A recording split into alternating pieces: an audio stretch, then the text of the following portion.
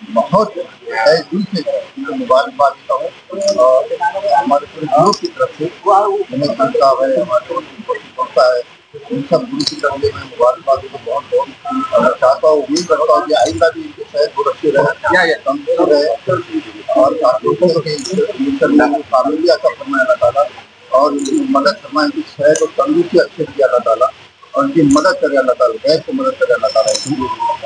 सब लोग इनका काम करेंगे, मैं दुआ करता हूँ और अपील भी करता हूँ कि हर समाज के लोग इनको मदद करकर काम करें, ऑपरेशन की इलेक्शन में भी और आमदार की इलेक्शन में।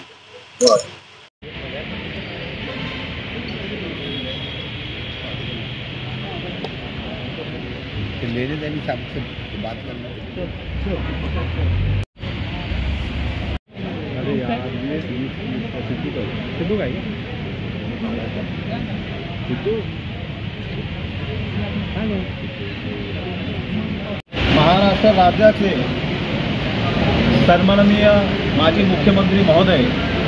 सन्माननीय उपमुख्यमंत्री महोदय, या महाराष्ट्र राज्याचे गृहनिर्माण मंत्री तसेच नगर विकास मंत्री महोदय आदरणीय श्रीमान एकनाथजी शिंदे साहेब आणि या महाराष्ट्राचा बुलंद आवाज ज्यांना म्हटलं जातं आणि खऱ्या अर्थानं हिंदुत्वाची भूमी आणि मराठ्यांची भूमी असलेला हा मराठवाडा प्रदेश, मी मगाशी सांगितल्याप्रमाणे छत्रपती शिवाजी महाराजांचं मूळ गाव वेरूळ तालुका, हे वेरूळ या छत्रपती संभाजी महाराज नगरमध्ये आहे आणि या जिल्ह्यामध्ये अखंड हिंदुत्वाचा झरा आणि अखंड हिंदुत्वाचा जर कुणी वाली असेल तर ते या शहराचे माजी महापौर, ज्यांनी या शहराचं खासदारपद भूषवलेलं आहे, या शहराचा राज्यमंत्रीपदाचा दर्जा ज्यांना होता आणि याच शहराचे विद्यमान आमदार सन्माननीय आपले तुम्हा आम्हा सर्वांचे लाडके शिवसेना पक्षाचे आमदार आदरणीय प्रदीपभाई जयस्वाल यांचा आज वाढदिवस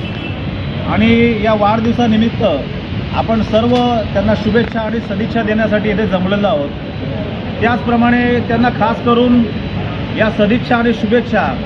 तुम्हा आम्हा सर्वांचे लाडके नेते महाराष्ट्र राज्याचे उपमुख्यमंत्री महोदय आदरणीय एकनाथजी शिंदे साहेब यांनीही त्यांना आज खास करून शुभेच्छा पाठवल्या, सदिच्छा व्यक्त केल्यात आणि मी एक माझा आणि त्यांचा एक घरोबा आहे, घरातले संबंध आहे, मी त्यांना माझे मोठे बंधू समजतो आणि खरंच येणारा जो काळ आहे, येणाऱ्या काळामध्ये जर या छत्रपती संभाजी महाराज नगरमध्ये जर आपल्या सगळ्यांना न्याय हवा असेल आणि सर्व जनतेला पुनश्च एकदा चांगली महानगरपालिका आणि या महानगरपालिकेवर जर या भगवा फडकवायचा असेल तर तो भगवा हा आदरणीय प्रदीप शेठ जयस्वाल साहेब यांच्या मार्गदर्शनाखाली, त्यांच्या नेतृत्वाखाली फडकवण्यात येईल असंच मला दिसतंय। कारण मी मागासपासून येणाऱ्या कार्यकर्ते असतील, तरुण असतील, माता भगिनी असतील, शिवसैनिक असेल, त्या सर्वांचं ओघ पाहतोय आणि स्वतः ऋषिकेश जयस्वाल, खास करून ऋषिकेश